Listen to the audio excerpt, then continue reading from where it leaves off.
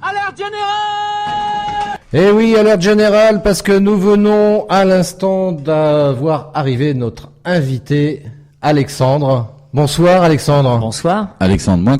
Oui, qui est donc journaliste, écrivain et réalisateur, qui a réalisé, moi notamment ce qui m'avait interpellé, c'est comme ça qu'on s'est rencontrés avec Alexandre, c'était le documentaire sur François Truffaut. Oui, tout à fait. Qui fait partie des réalisateurs que j'aime beaucoup et donc on a eu l'occasion de se rencontrer à cette occasion-là. Octobre 2015, vous avez fait cette interview. Tout à fait, alors exact. Au Carme à Orléans. Exact, très bon ouais, cinéma. Très bien, bonne mémoire. Alors Alexandre, on parlait à l'instant effectivement qu'il y a le match de foot ce soir à la télé en direct et on parlait du coup de films tels que Coup de tête. Ah, évidemment. Bien oui, sûr. Bah oui, avec Patrick Devers. Très grand film, très grand film. Alors apparemment, Alexandre est un fan. Oui, j'avais fait un documentaire sur Patrick Devers. Alors raconte-nous un petit peu Patrick Devers, qu'est-ce que tu as pu dire là-dessus? Plein de trucs. Enfin, c'est marrant parce que moi j'ai, on va dire, connu Patrick Devers, pas en vrai, mais à travers ses films. Et il y a un jour une cassette vidéo qui traînait chez mes parents et c'était Coup de tête. Et donc Patrick Devers, j'avais enclenché cette cassette et j'ai été scotché en voyant Coup de tête. C'est mon film préféré de pour Patrick moi Devers. est mon film préféré de Patrick Devers. Ah oui, il fait ouais. tout là-dedans. Il est Il passe incroyable. par toutes les émotions, il est super. Il est juste incroyable. Ouais. Ouais. Et c'est drôle parce que du coup, je connais très bien sa fille, sa deuxième fille, que lui n'a pas connue parce qu'elle avait 3 ans quand il s'est suicidé. Et en fait, pendant des années, elle me racontait qu'elle était interdite Patrick Devers chez elle. C'est-à-dire que sa famille voulait pas qu'elle voie les films de Patrick Devers qui étaient un peu perturbants, genre série noire et tout. Et elle a fini un jour par voir la filmographie de son père et son film préféré, c'est Coup de tête. C'est-à-dire qu'elle m'a dit, c'est vraiment là que je sens que c'est... Enfin, voilà, d'après tout ce qu'on m'a raconté, mon père est vraiment là dans ce film-là. Alors, il joue quel personnage déjà dans ce film? Il joue François Perrin. François Perrin. Ah, les Perrins. Eh ouais, allez trinquant. Ah, les Trinquants. Ah, les Trinquants. Et le film est génial. C'est l'histoire d'un type qui joue au foot dans une équipe un peu pourrie de seconde zone. Mais qui monte tout doucement. Qui monte tout doucement et c'est l'attraction principale de la ville en fait. C'est ça. Ils vont faire un match. Il y a un accident de bus. Ils ont besoin d'un joueur. Parce que le joueur principal est blessé et ils prennent Devers pour le remplacer et il marque des buts. Ouais, il faut pas oublier qu'ils l'ont envoyé en prison. Ils l'ont envoyé en prison avant parce que voilà, il a été accusé justement d'une agression que c'est pas lui qui l'a commis. Il voulait l'éloigner de la bande parce qu'il a un peu c'est une forte tête, c'est ça, c'est une grande gueule. Voilà. Et Devers est absolument incroyable dans ce film, vraiment génial. Et non, c'est un très très grand acteur.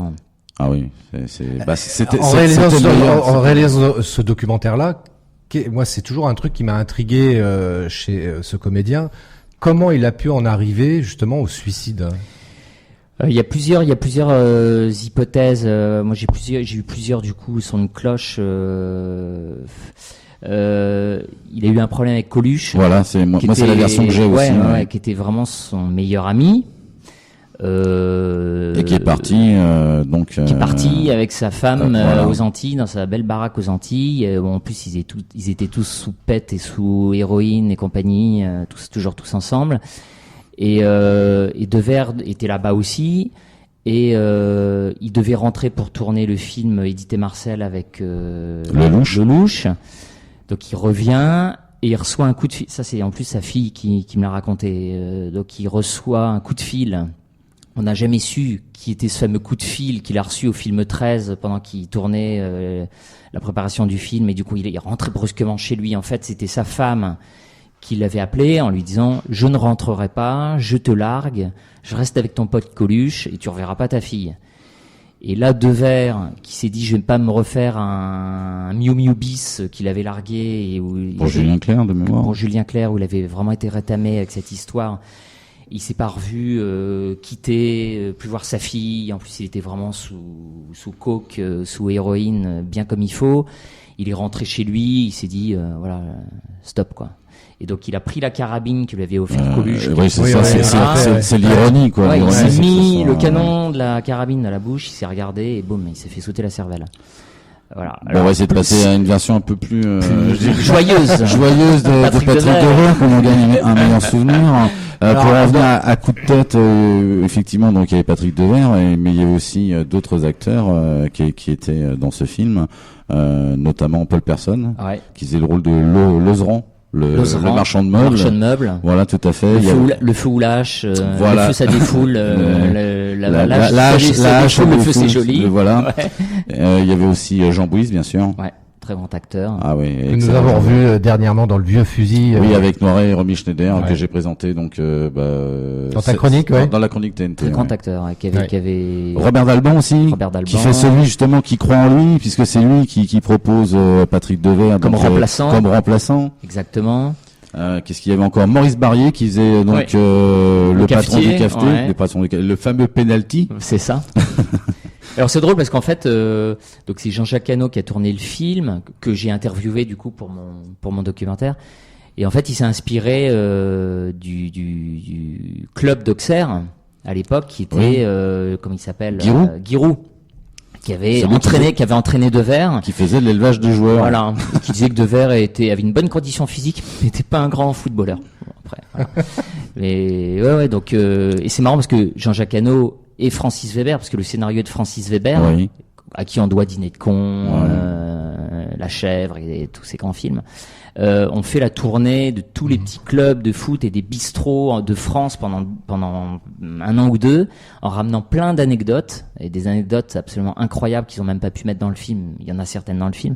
Et donc, Jean-Jacques Hano a halluciné du milieu comme ça, un peu footeux, un peu glauque, des dimanches après-midi de petits clubs au froid. Voilà. Donc il a fait un peu une satire de ce milieu.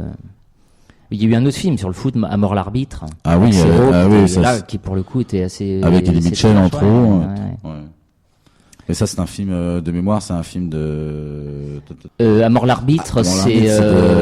comment il s'appelle ce réalisateur complètement secoué. Oui. C'est celui qui dit toujours... Jean-Pierre Mocky, j'ai fait un film et je t'emmerde. Jean-Pierre Mocky. Ouais, Jean-Pierre Mocky, ouais. Allez, on se met une petite musique, tu souhaites justement parler de La Chèvre. Ah bah voilà. C'est...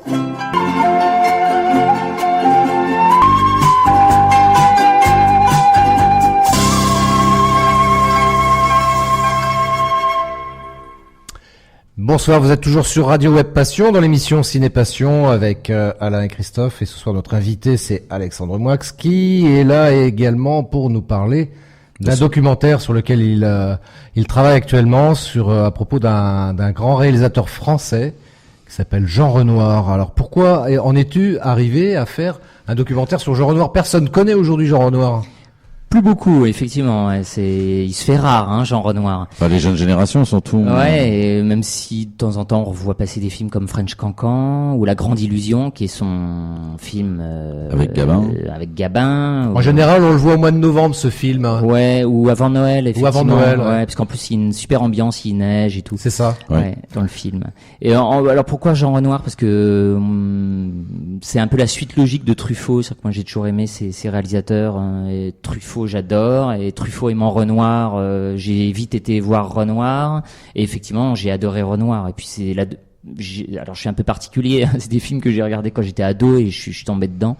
Donc j'adore. C'est souvent comme ça. J'adore. Alors je passe de Devers, mais je passe à Renoir aussi. Voilà, j'aime bien faire le grand écart comme ça.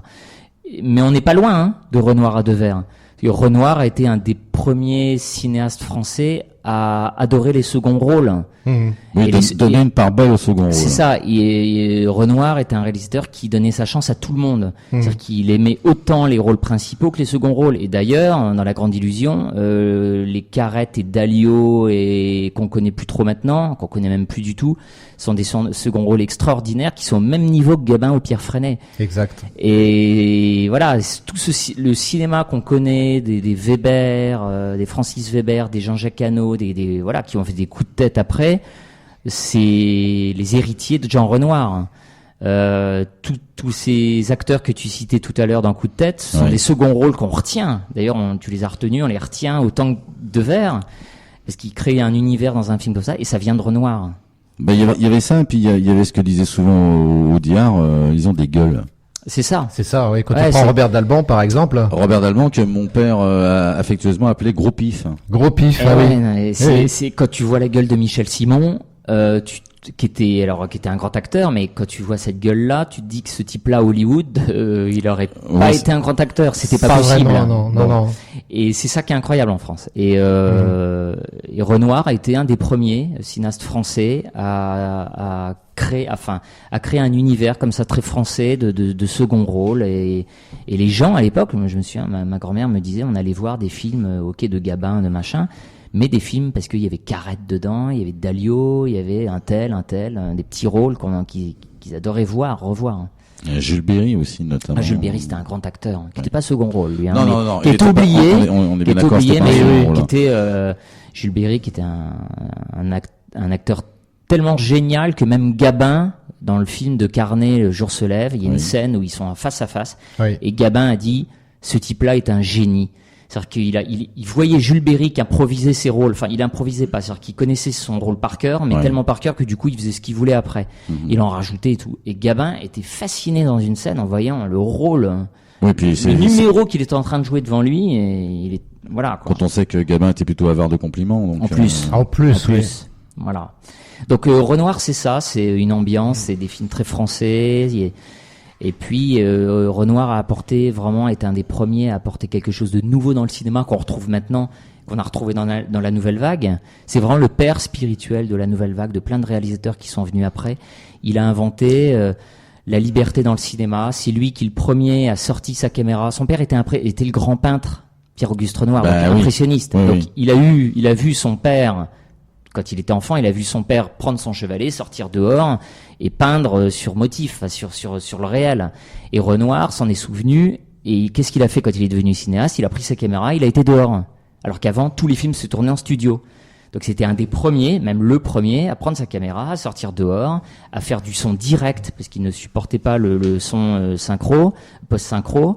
Il voulait que la vie sur l'écran, et la vie sur l'écran, c'était le son direct, sortir la caméra dehors. Mais- Et la nouvelle vague s'en est inspirée après. D'ailleurs, je crois que, je vais pas dire de bêtises, mais je crois que La Fille de l'eau, justement, c'est son premier film et qui était déjà en extérieur. Qui était déjà Son plus premier film, ouais, c'est Catherine. c'est Catherine. C'est Catherine, hein. Ouais, mais c'était uniquement une projection privée. Hein. Oui. Ça n'a pas été diffusé au grand public. Alors c'est marrant parce D'accord, ouais, c'est que pour ça que je t'ai pas invité, effectivement. ouais, moi non plus. Et alors c'est marrant parce que le Renoir est venu au cinéma totalement par hasard. Hein. Son père était immensément riche. C'était pas du tout Van Gogh, hein, son père. C'était pas un peintre maudit. Hein. Il était très très connu de son vivant, très très riche. Donc les enfants n'avaient pas de soucis à se faire dans la vie. Et Renoir se demandait ce qu'il voulait faire. C'était un peu un tocard, quoi, hein, un raté. Il savait pas trop quoi faire. Et il a épousé le dernier modèle de son père. Donc son père meurt. 2 mois après, il épouse le modèle de son père, qui s'appelait Catherine, une belle rousse. Et il en était fou amoureux. Et elle, son rêve, c'était de devenir une grande actrice américaine même. Hein. Et Renoir s'est dit, tiens, si j'essayais de faire du cinéma pour elle. Mhm. Elle veut devenir actrice. J'ai du pognon, je vais produire des films. Donc il a vendu des tableaux de son père et il a fait du cinéma. En Par un hasard. sens, en un sens quelque part, enfin, je sais pas si c'est la réalité, mais personnellement, moi, je l'ai ressenti de cette manière-là. Je trouvais que c'était une belle preuve d'amour. C'est vrai on peut trouver plein de raisons pour faire du cinéma, mais faire du cinéma, faire un film pour sa femme, Ah oui, oui. Il y a un peu de Pygmalion et de Muse quand même. C'est ça. dans Et ce- puis bon, lui, il perd pas le nord, Renoir. C'est qu'il Bah, se voilà. dit qu'à travers sa femme, qui est une belle actrice, il va devenir quelqu'un. Sauf qu'il a mis Oui. beaucoup de temps à devenir quelqu'un. C'est-à-dire que ses films n'ont pas du tout marché. Le public n'a pas pris ces films, voilà, ne plaisaient pas. Et puis après, il a vendu quand même des toiles de son père pour financer ses films qui étaient tous des échecs. Et il y a un jour, il a eu une difficulté supplémentaire, c'est que le cinéma parlant est arrivé. Et là, c'était plus le même truc, quoi. C'est que pour faire un film, ça coûtait cher, donc il suffisait pas de vendre une toile de son père. Donc il a dû trouver des producteurs. Et ces producteurs lui ont dit, tes films n'ont pas marché avant, il va falloir que tu fasses tes preuves, mon pote. Alors qu'il avait déjà fait 10 films muets avant. Ils lui ont dit, non seulement tu vas faire tes preuves, mais en plus on veut pas de ta femme. Tu prends ou pas? Ah Il a oui. dit ouais, je prends. Donc sa femme l'a quitté. Il s'est dit c'est pas grave, je continue de faire du cinéma. Donc Renoir, très opportuniste. Hein. Et on lui donne sa chance. En gros, il passe un examen quoi. C'était en France ou aux États-Unis? C'était en France. Et on lui dit, tu vas faire un moyen métrage avec Michel Simon, en Purge bébé. Et là, le film a marché.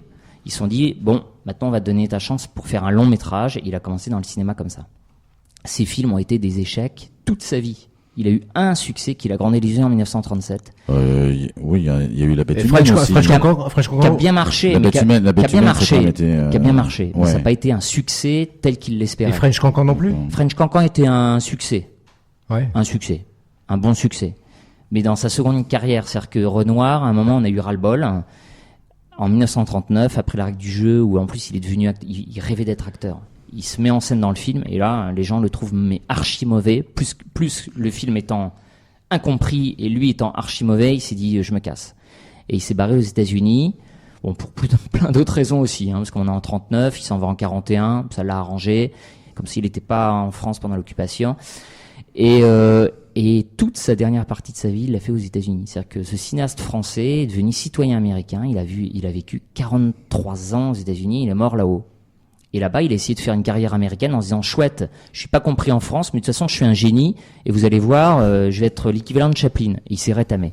C'est-à-dire qu'il a fait 6 films qui ont été des échecs, mais humiliants. C'est-à-dire que les studios le faisaient même retourner 2 fois les films tellement qu'ils étaient mauvais. Et c'était fini pour lui. Et après, il est revenu plus ou moins en France parce que la nouvelle vague Truffaut l'ont redécouvert en disant avec des films comme c'est un grand mec, il a fait French Cancan. D'accord, ou Voilà. comme Le Journal d'une femme de chambre en 46. Alors ça c'était la période américaine qui justement. n'a pas marché. Et après il a fait la French Cancan qui a bien marché après des films totalement mauvais qui ont été un échec et ensuite c'était fini pour lui. Voilà le petit père Renoir. D'accord.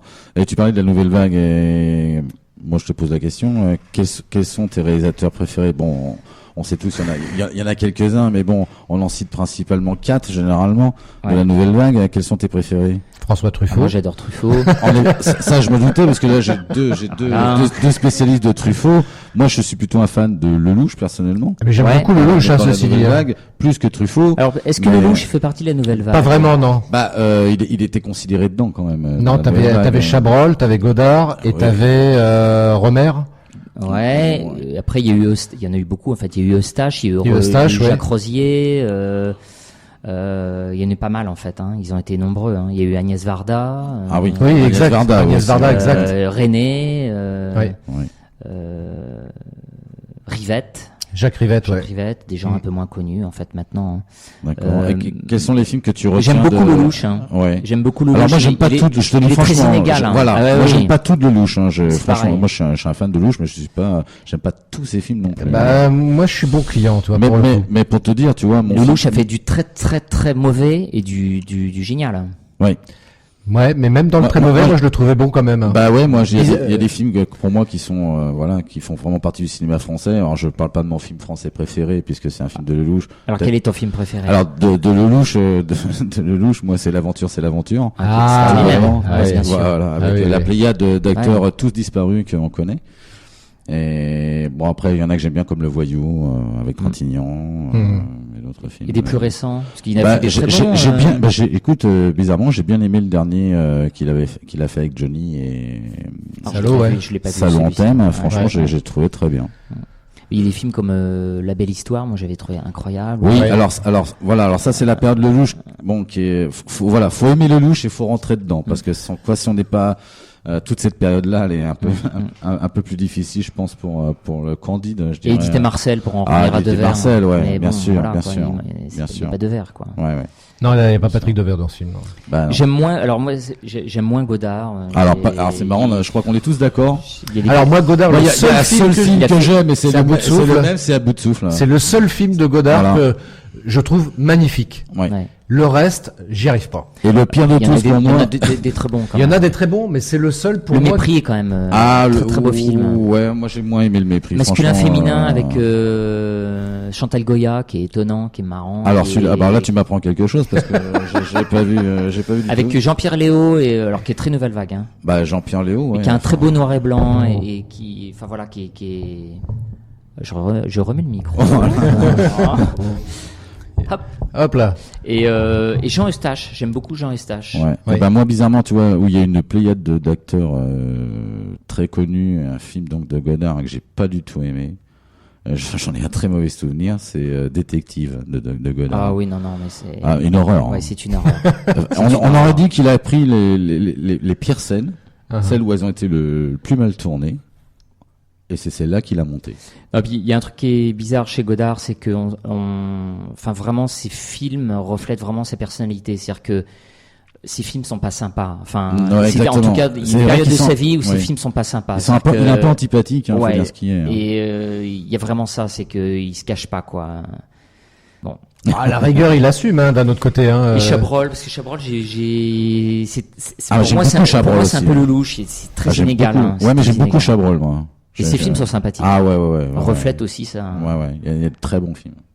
Donc on continue. Tu avais quelque chose à nous envoyer, je crois, Christophe. Oui, tout à fait. J'avais quelque chose à envoyer. Attends. J'ai glissé, chef. Oui, excusez-moi, j'ai un peu glissé. Alors attendez, je vais remettre ça. Alors, puisqu'on était dans Renoir, il y a une musique dans le film. Ça y est, ça m'a échappé. La complainte de la butte, c'est dans quel film ça déjà? Le French Cancan. French Cancan, c'est ça. Et c'est parti pour la complainte de la butte.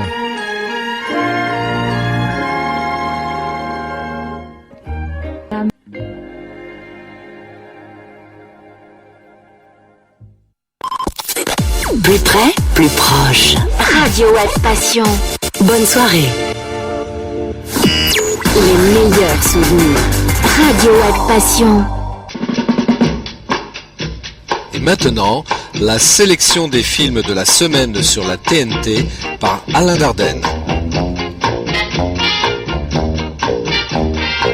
Et oui, bon film, nous sommes toujours sur Radio Web Passion, toujours avec notre invité Alexandre Moix qui est venu nous parler de Jean Renoir, un documentaire qu'il est en train de terminer. Et tout de suite, Alain va faire l'autoportrait chinois. Oui, un autoportrait chinois, parce que j'ai vu dans l'interview que tu avais fait avec Christophe que en parlant de Truffaut, tu disais surtout qu'on parlait de la filmographie et pas de l'homme. Ouais. Ouais, alors toujours, moi, c'est souvent ça. Hein. Voilà, donc moi, ce que je te propose, c'est de te faire un questionnaire, sous forme de cinéma, bien sûr, qui parle de toi, donc de l'homme. D'accord, allons-y. Voilà, tu es prêt? Ouais. Vous faites, mais j'ai glissé, chef, c'est dans quoi ça? La 7e compagnie. Mais oui, c'est Jean au clair de lune. Jean Lefebvre. Il y en a eu 3. Oui, hein. c'était au clair de lune, je crois. Au clair de lune. Oui. Ouais. Voilà. Ah, ok. Alors, est-ce que tu es prêt? On y va. Allez, c'est parti. Alors, si tu étais un film français, tu serais? La nuit américaine. D'accord. Donc, de François Truffaut. Évidemment. Si tu étais un film étranger. Barry Lyndon de Stanley Kubrick. Ah oui, énorme. Moi, ce que j'adore, c'est la lumière dans ce film. Ah oui, et j'ai eu la chance de rencontrer Marisa Berenson. Ah oui, très grande actrice qu'on ne voit plus. Qui n'a jamais rien à dire sur ce film. Qu'on ne voit plus. Comment ça se fait qu'elle a rien à dire? Écoute, un jour, j'ai mangé avec elle, enfin, et on était plein, et je l'ai bassiné avec Barry Lyndon, et elle avait rien à dire. Et à chaque fois, elle s'arrange pour être invitée dans des trucs incroyables. Genre l'année dernière, j'étais pareil dans un truc à Nice, un grand festival, et c'était l'attraction. Il y avait Marisa Berenson, génial. Ils ont passé Barry Lyndon en disant, il y a Marisa Berenson, elle va parler du film, quoi. Donc tout le monde était là, on attendait fébrile. En plus, il ressortait le film sur un grand écran, c'était génial. Marisa Berenson arrive. J'ai tourné avec Kubrick en telle année, ouais, c'était super, au revoir. Et elle s'est faite une semaine au Carlton, juste pour dire 3 mots. Enfin, voilà, quoi. C'est énorme. Ouais. C'est con. C'est pas un caprice de star, mais Mais bon, c'est pour moi un des plus grands films de tous les temps, en fait. Bon, on voit plus Marisa Berenson. Je parlais du film. Excuse-moi, mais moi je parlais de Marisa Berenson. Non, on la voit plus. On la voit plus, non. Alors c'est marrant parce qu'elle avait tourné dans le deuxième film de mon frère, qui était une catastrophe.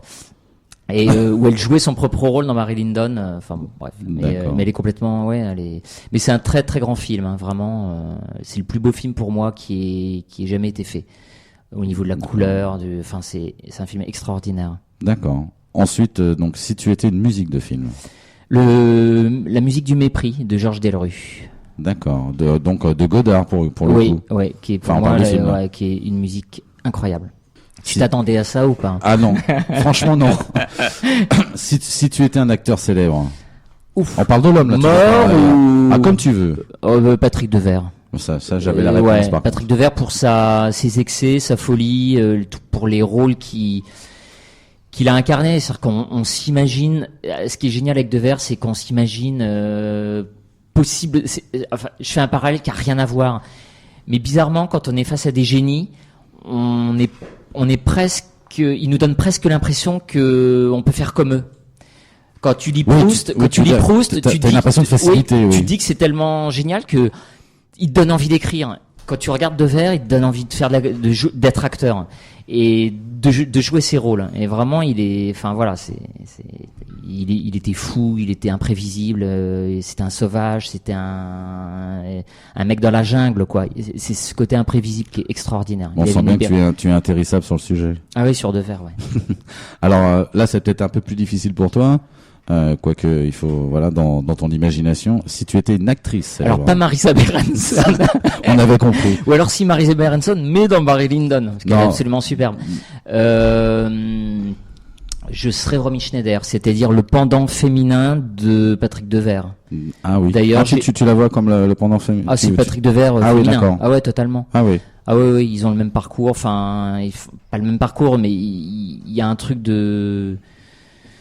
Il y a un truc jusqu'au boutiste et je sais pas. Et c'est marrant qu'ils aient jamais joué ensemble. Ça, c'est un mystère total. Je sais qu'ils ont voulu, et c'est, je crois, Romy Schneider qui voulait pas, alors que Devers voulait. Bon, après, c'est pas toujours facile de dire tiens. Non. Mais il y a un côté écorché vif chez les deux qui est. Ah, ça, c'est sûr, oui. Ouais, voilà. Alors là, une question un peu plus qui va faire aussi appel à ton imagination. Imagine que tu sois le Doc dans Retour vers le futur. Ouais. D'accord. À quelle époque tu aimerais aller et pourquoi? Peut-être comme lui, à l'époque de ma naissance. À l'époque de ta naissance. Ouais. Pour revoir certains trucs. D'accord. Des lacunes de souvenirs que tu as Non. Ou sinon peut-être l'époque. Je pense que j'irai dans le passé. Oui. Visiter, je sais pas, l'époque de Barry Lyndon. D'accord. Peut-être le 18e siècle. Ouais, très bien. Ouais. Ou le 19e. Ou alors, moi, je suis très fin 18e et 19e. Ouais, alors non, mieux. Je pense que je retournerai dans les années 10-20 pour aller serrer la main à Marcel Proust. Ah, ok. Ouais, et essayer de tout faire pour me faire inviter chez lui, voilà. D'accord. Et enfin, la dernière question. Si tu étais à ma place, quelle question tu aimerais que je te pose?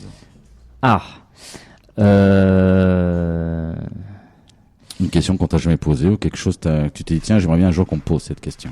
Ta question n'est pas facile, Alain. Ouais, non. Si je sais pas, ça serait si tu étais un film.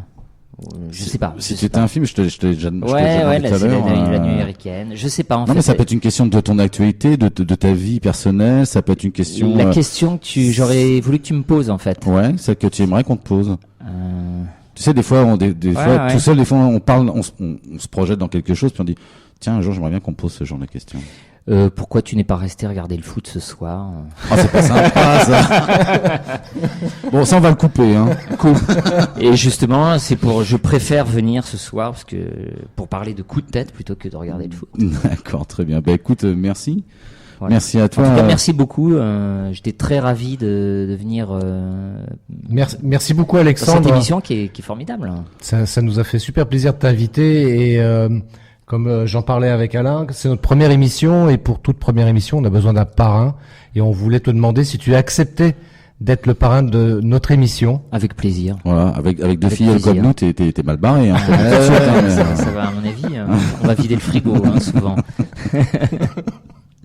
Non, vraiment bien. Merci beaucoup. Et puis merci à toi. Merci à toi. Ouais. Et tiens-nous au courant pour la sortie du documentaire sur Jean Renoir. Ça nous plaisir. Intéresse. Et puis si vous voulez que je revienne en parler ou voilà. Avec grand plaisir. Avec grand plaisir. Tu es ici chez toi. Et puis si on fait une spéciale sur Truffaut ou sur Devers ou sur autre chose, tu seras bienvenu. Ouais. Alors pour Devers, il y a une actualité si ça vous intéresse. Ça va être les 70 ans de sa naissance en février 2017. D'accord. Donc, il risque d'y avoir des bouquins qui vont sortir. Alors justement, puisque tu parles de bouquins, on va passer un peu à la chronique littéraire. car il y a une petite actualité sur. Vous allez m'inviter aussi alors. Il y a une petite actualité qui sort. On en a pas parlé, même si on a parlé de Godard et d'autres, de Belmondo. Oui. Donc il y a une petite actualité sur Belmondo en ce moment qui fête ses 83 ans. Ouais. Et il y a sorti de 2 livres et d'un coffret DVD. Tu es au courant. Ouais. Alors justement, c'est la chronique. Ouais. Tu nous envoies la chronique, s'il te plaît. Allez, c'est parti, c'est tout de suite, c'est maintenant.